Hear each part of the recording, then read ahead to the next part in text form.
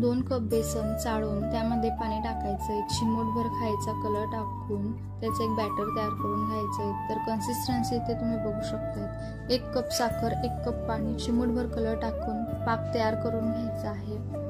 तयार झालेलं batter piping बॅगमध्ये टाकून पायपिंग बॅग व्यवस्थित बंद करायची आहे। समोरून कट करून गरम तेलात हे बॅटर टाकून घ्यायचं आहे। बॅटर टाकत असताना गॅसची फ्लेम कमीच ठेवायची आहे। तर इथे बघा असं हे बॅटर टाकून घ्यायचं आहे। तर तयार आहे मोतीचूर बुंदी। ही बुंदी काढून घ्यायची, तळून घ्यायची आहे। त्यानंतर तयार झालेली बुंदी गरम पाकामध्ये टाकायची आहे। 5 ते 10 मिनिट ही बुंदी परतून घ्यायची आहे।